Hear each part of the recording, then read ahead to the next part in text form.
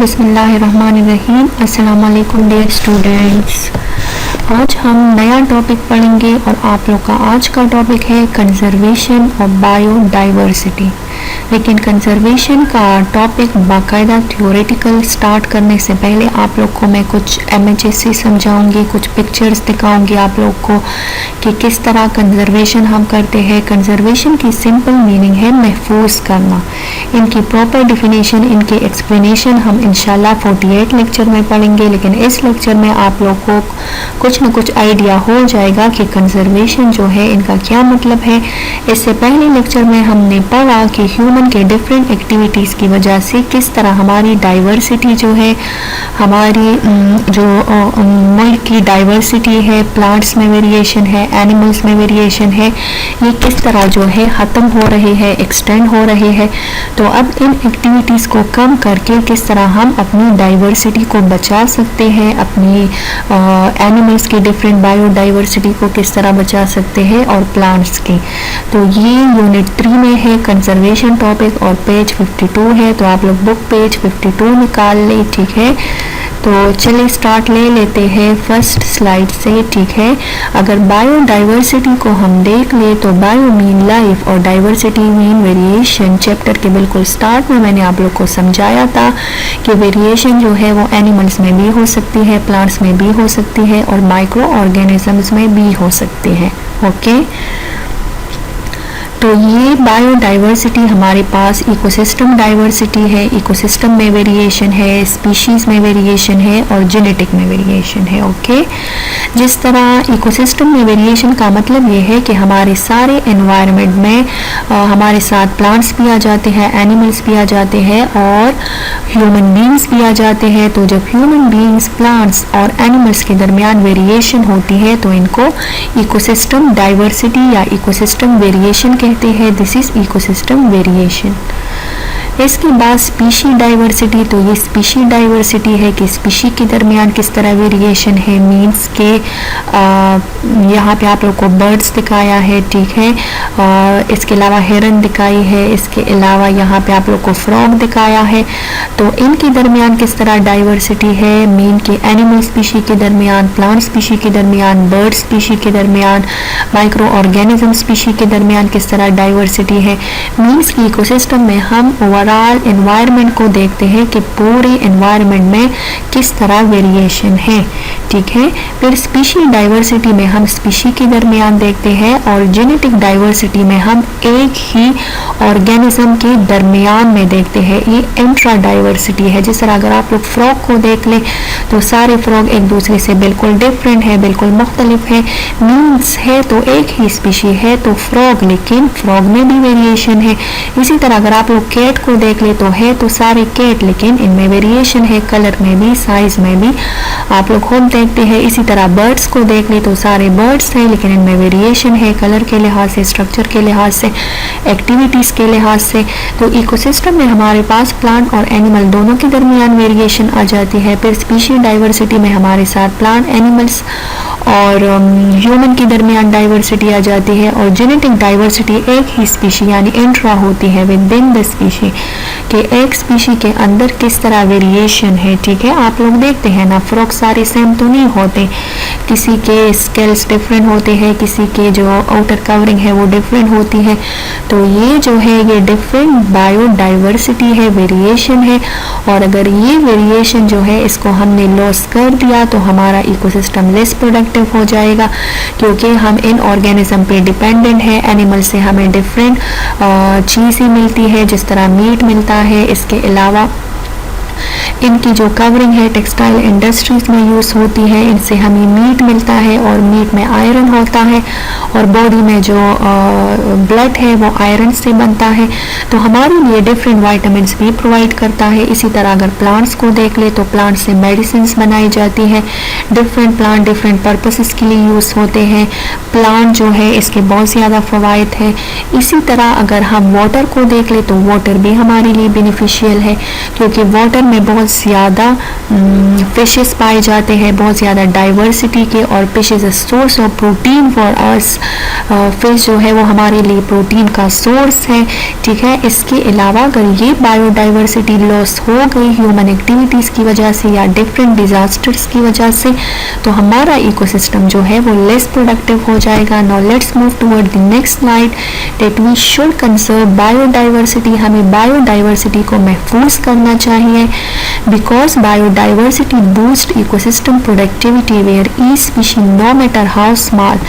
Ecosystem में अगर हमारे पास स्पीशी स्मॉल भी है, लेकिन हर एक स्पीशी का इकोसिस्टम में अपना एक रोल होता है, अपना एक रोल अदा करता है इकोसिस्टम में।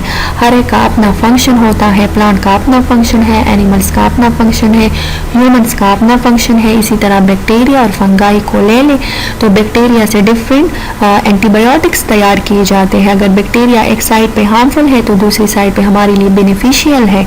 डिफरेंट बैक्टीरिया की स्पीशी जो है वो यूज होते हैं एंटीबायोटिक्स बनाने के लिए। इसी तरह अगर वायरस हार्मफुल है तो दूसरी साइड पे हमारे लिए बेनिफिशियल है। डिफरेंट वायरसेस वैक्सीन बनाने के लिए यूज होते हैं, डिफरेंट प्लांट्स मेडिसिन बनाने के लिए यूज होते हैं। प्लांट से हमें एप्पल मिलता है, डिफरेंट वेराइटी के फ्रूट्स मिलते हैं। अगर ये डिफरेंट वेराइटी नहीं होती तो हम एक ही टेस्ट जो है वो ले लेके तक जाते। तो variety of plants, variety of animals, कुछ लोग ऐसे होते हैं जो बकरी का गोश्त खाते हैं, कुछ लोग ऐसे होते हैं जो बफलो काऊ का खाते हैं। तो देखिए ये डाइवर्सिटी है, ये हमारे टेस्ट में भी डिफरेंसेस है ड्यू टू डाइवर्सिटी। तो अगर डाइवर्सिटी लॉस हो गई तो हमारा इकोसिस्टम लेस प्रोडक्टिव हो जाएगा। Okay, Now let's move towards the conservation। तो कंजर्वेशन हम ट्री की भी करते हैं, वाटर की भी करते हैं, क्योंकि ये हमारी नेचुरल रिसोर्सेज हैं। अगर ये कम हो गए, इनका कंजम्पशन यूज़ ज़्यादा हुआ तो प्रोडक्टिविटी कम हो जाएगी। जिस तरह किसी ज़माने में फैमिन आया था, कहत आया था, इसकी वजह से बहुत सारे लोग मर भी गए थे, ठीक है। तो अगर फैमिन आ गया, कहत आ गया इन चीज़ों का, ये चीज़ हमारे लिए कम हो गए तो हमारे लिए नेक्स्ट जनरेशन के लिए भी मसला होगा। तो हमें क्या करना चाहिए? कंजर्वेशन करना चाहिए, केयर करनी चाहिए अपनी रिसोर्सेज की, जो हम नहीं करते, ठीक है। नहीं करते ना, हम कमरे में लाइट इस तरह छोड़ देते हैं और बाहर चले जाते हैं, फैन ऑन करके छोड़ देते हैं, तो इस तरह इलेक्ट्रिसिटी की जो है वेस्टेज होती है, ठीक है, फिर हमारे लिए अवेलेबल भी नहीं होती। इसी तरह हम वाटर के नल को ऐसे छोड़ देते हैं, फुल बंद भी नहीं करते क्योंकि हमारे पास टाइम ही नहीं होता, ठीक है। तो आप लोग देख लें कि कंजर्वेशन जो है वो हम 3 तरीक़ों से कर सकते हैं। रिड्यूस करके, मीन कम करके पोल्यूशन को, रीयूज करके चीज़ों को दोबारा यूज़ करते हैं, ये ट्रायंगल है, ठीक है। और रिसाइकल करके, मीन की चीज़ों की रिसाइकलिंग करते हैं। जिस तरह अगर आप लोग कम फासले के लिए जाते हैं तो आप लोग बाईसाइकिल यूज़ करें, इसी तरह पोल्यूशन भी नहीं होगी और रश भी नहीं होगा रोड्स पे। इसी तरह जब आप लोग प्लास्टिक के बैग्स यूज़ करते हैं तो इनकी जगह कपड़े का यूज़ करें, तो ज़्यादा रैपर भी नहीं होंगे, सॉइल पोल्यूशन भी नहीं होगा। इसके अलावा चीज़ों को बार बार रीयूज़ करना चाहिए, ठीक है, उनको बार बार जो है इस्तेमाल में लाना चाहिए, तो इनसे पोल्यूशन कम हो जाएंगी।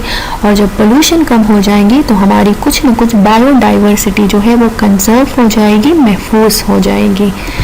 यहाँ पर आप लोग देख लें कि अगर हम ट्री को देख लें तो ट्री में बायोडाइवर्सिटी है, एप्पल की ट्री भी है, मैंगो की ट्री भी है, इसके अलावा और अंगूर की ट्रीज भी है, डिफरेंट बागात है। आप लोग डिफरेंट टेस्ट के फ्रूट्स खाते हैं, डिफरेंट टेस्ट के वेजिटेबल्स खाते हैं। तो अगर प्लांट्स में डाइवर्सिटी ना होती तो आप लोग को ये डिफरेंट जायके की चीज़ें मिलती नहीं मिलती।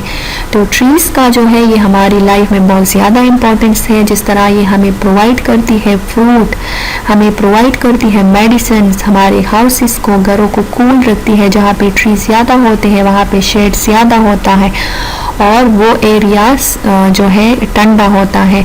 इसके अलावा ये हमारे लिए ऑक्सीजन भी प्रोवाइड करती है और ऑक्सीजन को हम सांस लेने के लिए यूज़ करते हैं, ओके।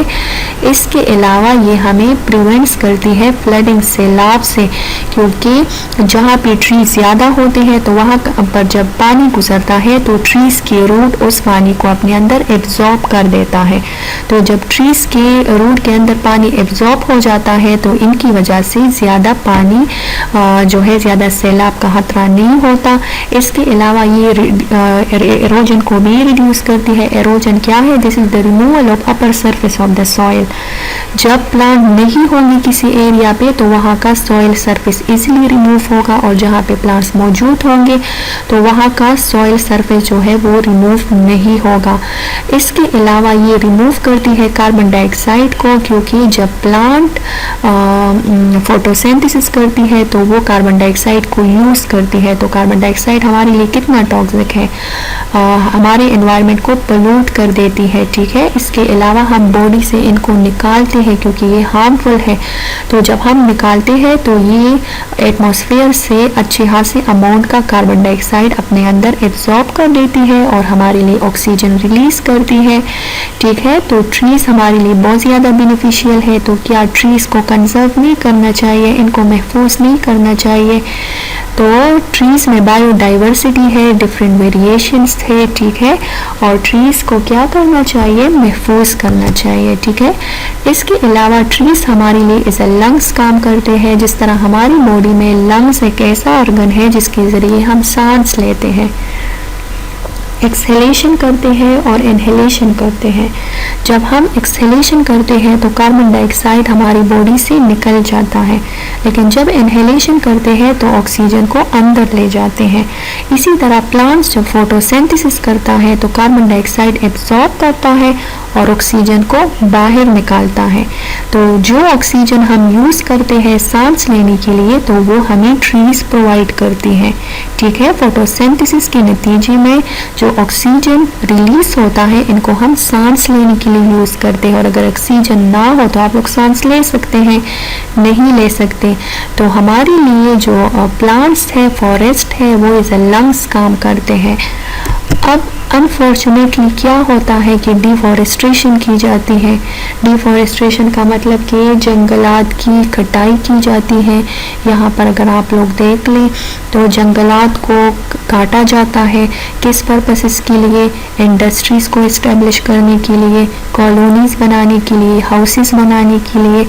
तो इसी तरह हमारे जो नेचुरल प्योरीफायर है, हमारे जो लंग्स है वो भी फिनिश हो जाते हैं और हमारी डाइवर्सिटी भी ख़त्म हो जाती है, क्योंकि अगर ट्रीज़ को रिमूव किया जाता है तो ट्रीज़ और फॉरेस्ट जो है ये हैबिटाट है मुख्तलिफ एनिमल्स का। यहाँ पे मुख्तलिफ एनिमल्स रहते हैं, तो एनिमल्स के घर भी तबाह हो जाते हैं और वो एनिमल्स भी ख़त्म हो जाते हैं, ठीक है।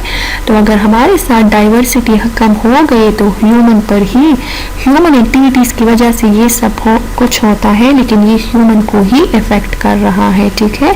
तो हमें क्या करना चाहिए? कंजर्वेशन करना चाहिए। तो कंजर्वेशन जो है ये हम किस तरह कर सकते हैं? जिस तरह इस पिक्चर में आप लोग देख सकते हैं कि फॉरेस्ट में डिफरेंट मुख्तलिफ किस्म की डाइवर्सिटी है, मुख्तलिफ किस्म के एनिमल्स रहते हैं और ये एनिमल्स हमारे लिए बेनिफिशियल है। जिस तरह मारहोर हमारा नेशनल एनिमल है लेकिन एक्सटेंड हुआ है और ये इंटरनेशनल लेवल पर अच्छी बात नहीं है कि पाकिस्तान के साथ अपना नेशनल एनिमल भी नहीं है, क्योंकि इनकी हंटिंग की जाती है डिफरेंट पर्पसेस के लिए।